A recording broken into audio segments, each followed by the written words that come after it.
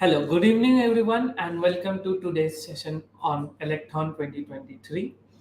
So, we'll be discussing about Challenge 1 of Electhon 2023, which is more about how can we ensure the registrations of new voters in the electoral roll and what are the solutions, what are the expectations that the Election Commission of India has got in terms of this election's outcome for the Challenge 1. So, without wasting time, while we'll be covering up all the details, we'll introduce today Mr. Ujjwal Kumar Ghosh. Hello, sir. Hello, hi, sir. Hello. Good evening Yes, to sir. everyone. So, sir, if you could just let the participants know about what the expectations are set for the challenge one, what all things that the participants need to come up with, and what actually the challenge one asks from the teams who are registering in the electron and looking forward to it. This the challenge one. Everybody must be knowing that we have to ensure the registration of new voters in electoral roll. Many of the Am I audible? Yes, sir, you Yes, sir, are. you're audible. Yeah. So that entire thing, I don't know this. Our all participants, whether they are knowing about the present electoral process and what are the issues we are facing. Ultimately, the entire idea is that we should be developing one prototype that can not only streamline the process of registration for the new voters. For everybody's information, the eligibility criteria for uh, voter to be enrolled in electoral roll is that he should be 18 years old, and the second thing is that he should be a citizen of India. These two are the criteria. Earlier, when we were having till last year, 18 years is as on the 1st of January of that particular year. Those who are qualifying to become 18 years on that day, they were becoming eligible. So what used to happen that somebody, suppose that who is having their date of birth on 3rd of January, or suppose 12th of January, in that way, any other date of birth, they have to wait for almost 1 year or less than that. So now Election Commission of India has come out with that three dates, three different dates. Uh, uh, that first, apart from 1st of January, that is who is becoming 18 years on 1st of January, then 1st of April, then 1st of July, and 1st of October. This 4 quarter they have divided into, so that these young voters should not wait for such a long time. Now that the way our electors can be enrolled in two different manner. One is there is an online platform. Many of you must be knowing that there is a NVRS system, National Voters Registration System, is there. Second one is our this voter help application VHA. Through that, we will be in a position to enter our details and all the necessary documents. Basically, documents will be primarily the age of proof and age of residence. That has to be there, and that has to be uploaded. After the documents are getting uploaded, that is processed at the back end. Uh, that whatever the processing is happening at the back end, these are all statutes that is in the form of our rules and regulation. There are two different act and rules are there. One is the Representation of People Act 1950, and then Electoral Roll Rules 1960. These two rules are there, and accordingly, there are different designated officers. There are three level of scrutiny which happens when the new electors are applying and the processes are getting uh, uh, this applications are getting processed. You must be knowing that any of you must have applied. There's a booth level officers. They are booth is nothing but polling stations. Entire our structure of electoral roll is defined in such a manner that For each and every polling station, there is one electoral roll. So that custodian of that electoral roll for its purity to get it updated is booth level officer. Booth level officers, once the application is submitted and all the documents are there, there is what we call summary verification by the level officers. They have to go to the particular address, has to see that the person is staying there, then accordingly they will be writing their remark. Now, with the in this age of technology, earlier all these processes was supposed to be done by the BLO in physical form. Now this BLO net is there. Wherever that application is applying automatically, with all the somebody's have applied online, so that entire applications with the details of that whatever documents have been uploaded will be in the work list of BLO. BLO will be going, doing the field verification, will be writing the comment. Then that particular applications will be moved from the BLO login. It is a BLO net to you will be calling electoral registrations office, ERO net, what we call. At ERO level, to assess the ERO, ERO is an officer who will be primarily deciding about the application eligibility of the persons to be uh, included in the electoral roll. He will be assisted by assistant ERO. So that you no need to go in such a technicality. After the BLO verification, the officers on the basis of the report of BLO will be processing and the name will be included. So in the present system, to include the name, we will be having issues from the Election Commission of India side. I'll be telling that what are the issues are happening. We have to wait for that applicant. We have to wait for the applicant to give the application.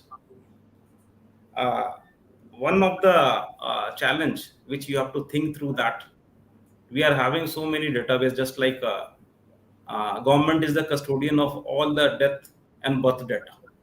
What we call death and birth registrations happen by the government authority. So that database, we can use that as and when somebody is getting into that bracket of 18 years in whatever quarter, that some sort of uh, not only we should be in a position to get that information about that person, but at the same time some sort of trigger should go to the applicant that okay, you have completed 18 years and that it is a time for you to apply, you are eligible, these are the documents which are required. Second thing is what we are looking at, that many of the young voters uh, which is moving from one place to other place. So there is a concept of basically the migrant populations will be there. So there is a mechanism in our electoral roll to shift that voter. This particular shifting of the voter, which is causing a lot of challenge to keeping our electoral roll updated. So that for that there's a mechanism wherein this application can be uh, put by the applicant in a particular place where he is living, and this automatically that will be deleted. That is that system is there, but we don't have this particular thing to be known to the people. A lot of this issues are there regarding that knowledge of this particular system. So that this under this particular whatever I told you about the process very briefly, the expected outcome of this hackathon, what we are expecting, that we have to develop a plan or prototype that can encourage the voters to register very easily, and how to strategize the ways to simplify the registration process, making it more accessible to all the eligible individuals, uh, without the barrier of language, barrier of disabilities, and barrier of technology. So I brief you about this the present process, and if there are any questions, I will be happy to answer on that. Yes, sir. Pretty well explained what the expectations are from the challenge one. That is, how can we ensure new electorals being registered on the electoral roll. So, thank you for the explanation, sir. We do have a few questions coming up. The participants would be having a few queries. Meanwhile, for just an understanding of what the outcomes should be, so we are looking forward to a prototype being built, right? Like of a solution, which a portal which could be utilized for ease of youth generation, so that they could easily get themselves enrolled in the electoral route, right, sir? Yes, yes, that is there. We are looking at that how this particular this prototype can enable the youth to register easily. Okay, okay, sir. So let's say this is totally a technical solution that is expected out of the participants building up a prototype or a portal wherein the entire registration could be done. Yes. Okay, okay, sir. So I'll quickly put a few of the questions which we are receiving, so that we can help the participants with their queries and understand. The questions would be appearing up on the screen itself, sir. So there's a question: should we develop a mobile application or a web application? Which is preferred?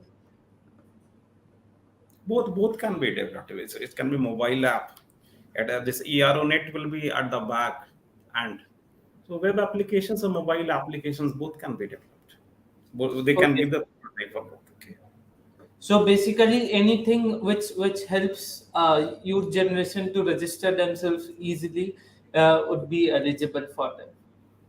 Okay. We have another question. If an online registration process is created, how will the documents be verified? This as of now, as I already told, that this the documents which has to be verified is primarily related to the age of proof and this proof of age and proof of residence.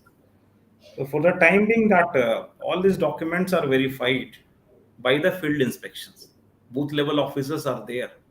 They are supposed to do the spot inspections and that verify the documents.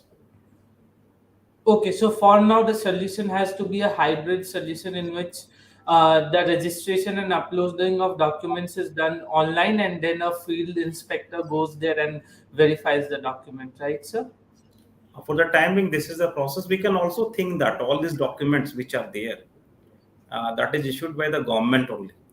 That suppose that your birth registration, there's a registrar of death and birth is there, who will be the government servant. As far as proof of residence is concerned, that is also issued by the government servant. So there may be a solution wherein this we are getting that information on the basis of ID of the whatever applications which is submitted to fetch that information from the respective department. That can be also one of the process we can think of. Okay. Validations of the certificate which is submitted by the applicant. Yes, sir. Shall I move on to the next question then? Yes. Okay. Mm. So, in continuation of mobile application and the person who asked the building of mobile application as well as a web application, he's asking again that are we allowed to use technologies like Web3 and blockchain in the solution? We can use the latest of the technology, blockchain. What will be the nodes that we have to see? The issue which will be coming here in that Election Commission of India is all this data will be private data, and the custodian of this data will Election Commission of India. So Yes. that yeah, this when we are using this blockchain, that has to be kept in mind about this privacy and integrity of the data.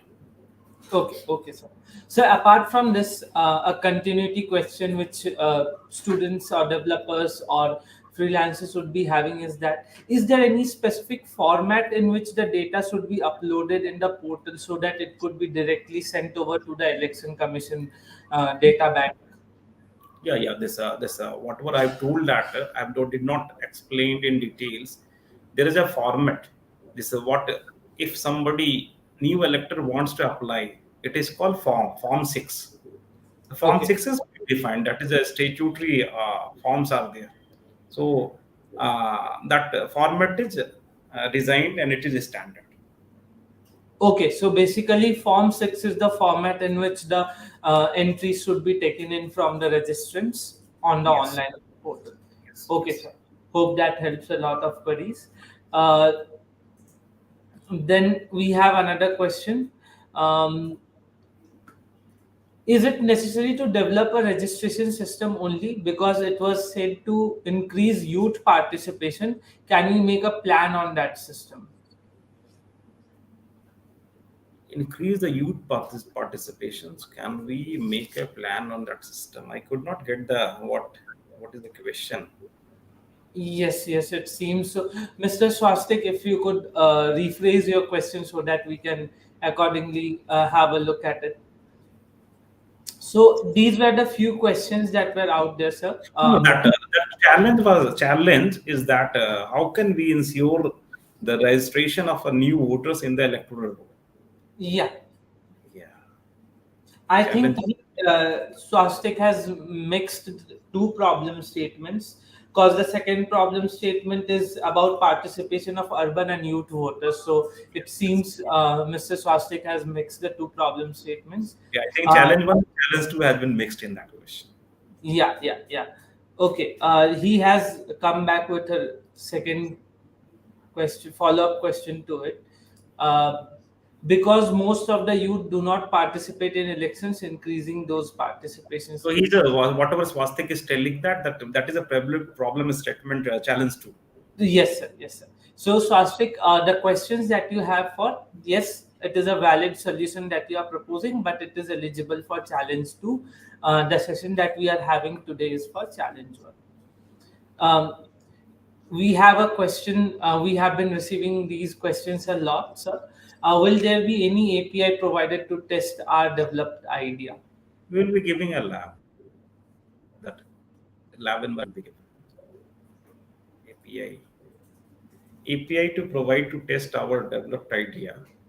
Uh, Election Commission of India that will be it will be a prototype thing. I don't think that Election Commission of India's API will be provided Yes, sir. for Yes. our. Yes. So for the follow-up questions again to this, this is a prototype phasing one. If you are able to build a prototype which is capable enough of coming up with the solution, uh, then only if it is moved forward, APIs would be provided. In the hackathon, APIs won't be provided by election commission. Um, there's a question from where can we get data sets of birth and date deaths? Now, this as Krishna has raised the questions, I will just answer that who provides the certificates? It is the government only. It was some of the government officers. Just like in the case of birth and death, there is a registrar of birth and death registration, and they are notified officers. If to give an example, in the urban area, many of the municipalities are there. Their officers are the authorized person to register birth and death. To be specific regarding that, Government of India is having a database of all registration. In Karnataka also, we are having one software which is called e-Janma. Janma for everybody who is uh, who is born is supposed to be registered. So that registrations, those informations is available with the registrar of who is the registration officer, authorized officer by the government. So one of the government department is the owner of this birth and death tax. That can be used to at least trigger the masses that one of the thing is there that you have attained 18 years and your name is not in the elector list, so you can apply. In that context, I was telling to just trigger the message. And this, for this validations also, it for the time process is not there. Somebody is applying birth and death certificate, some registry, some sort of number will be there, unique ID will be there for that. Through that, whether we can validate whatever the document has been said, this veracity of that information. In that way, I was trying to explain. Thank you, sir. There's another question. Can we build experiences such as website games that will help spread awareness of the election amongst the youth?